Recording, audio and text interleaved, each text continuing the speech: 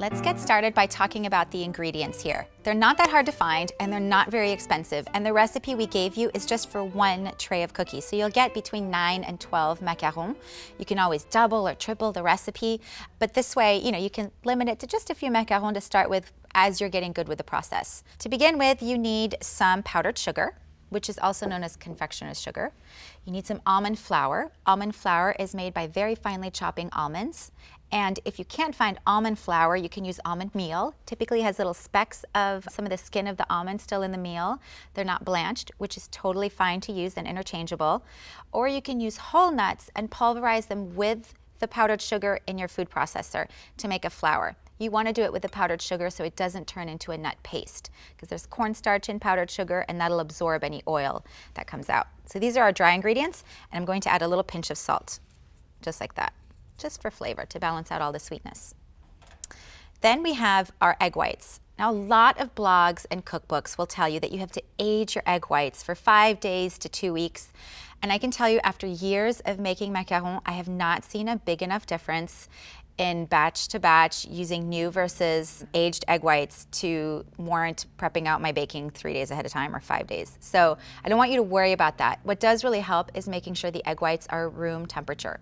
And then we have this little ingredient here called cream of tartar.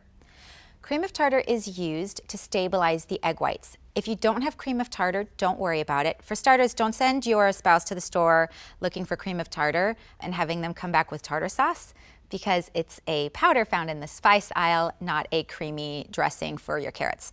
If you don't have cream of tartar or you can't find it in the store, just rub a lemon on the side of your bowl. And here's why. You want to stabilize your egg whites with an acid. When you first beat egg whites, they go from foaming, and then you incorporate more air by beating them and they get to soft peak stage, and then you beat them some more and they get to stiff peaks. And about 3 to 4 minutes after they hit that stiff peak stage, they release all their moisture, and then they get really soupy again at the bottom. And the only way to prevent that loss of moisture is to hit the egg whites with a little bit of acid. So rubbing a lemon on the side of the bowl is great. A lot of older cookbooks tell you to beat egg whites in a copper bowl, and that's because copper is slightly acidic, and it helps to stabilize the egg whites. But here we're using cream of tartar because, it stays forever in the pantry and it doesn't make my cookies taste like lemony at all. So I'm just going to take a little pinch, just a little tiny bit, and put it in the egg whites. So these macarons, especially with this method, which is the French method, are very delicate and can't support an extract, which is made with alcohol. They'll kind of burn and they'll make the meringue a little too toasty. So what I like to do is to incorporate the vanilla flavor by adding vanilla bean seeds. You can buy vanilla sugar, you can just use plain sugar, you don't have to add vanilla to it. But I want to show you real quickly how to make your own vanilla sugar, because it's kind of expensive when you buy it per ounce in the store. And I'll start off by actually showing you how to split the vanilla bean. So I'm just going to nick this right here, and I'm going to take my knife and just holding it horizontally, I'm just going to cut this all the way across. There we go, just slowly but surely. Don't be afraid of dry vanilla beans. Vanilla beans that are too wet have been artificially cured in alcohol. So you want to make sure that you have a great bean that's got a little bit of oil on it and doesn't feel really wet. Vanilla beans take several months to cure, and it should be done outdoors in a really hot climate, not in a vat of alcohol. All right, so now I'm going to release the seeds by taking my knife and holding it very gently on about a 45-degree angle and just taking about a quarter of the seeds out of the entire bean, just like that with my knife. And I'm going to put that in the sugar.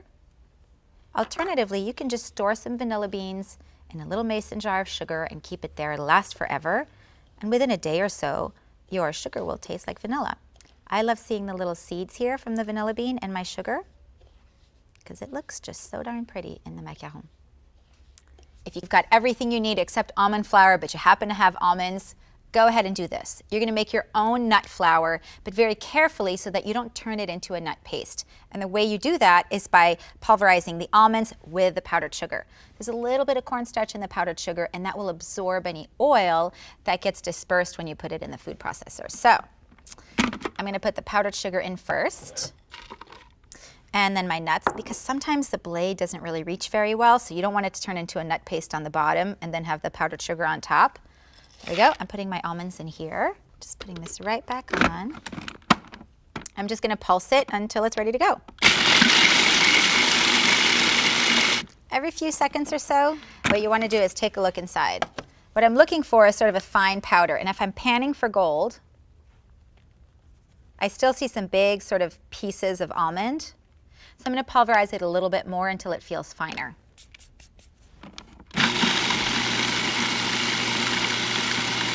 If you wanted to make pistachio macaron, you could put half almond flour, half pistachios, or half almonds, half pistachios into your food processor and make pistachio macaron. Pistachios and hazelnuts have a bit more oil in them than almonds do, so I don't like to replace them one for one. I always do kind of half almonds or half hazelnuts in order to make those cookies. And again, that's why we gave you the recipes by weight, so that it doesn't matter what size the nuts are, you're always going to be sure you're using the same amount. All right, check this out. Look how much finer it is. We're getting much, much smaller pieces. I'm going to run it for about 30 more seconds, and then we'll be good to go. Please be careful when you put your hand in here. We don't want anybody losing any digits when they're making macaron. All right, so we're pulverizing our almond flour and powdered sugar. Now let's test and see if it's ground finely enough. I'm going to pick up a little bit of this here and put it in my hand. Just kind of shake it. See if we see any big pieces here. And I don't really see any big pieces of almond flour, so really I think we're there. So we're done. This is how you do it when you can't find almond flour. So now you've made your own homemade almond flour, which again you could sub out half for pistachios. You can even make pecan macaron. I really like to do peanut butter and jelly macaron with replacing half of the almond flour with peanuts and then putting a little strawberry jam in between the macaron. I really want you to be very creative, following the techniques that we've showed you today.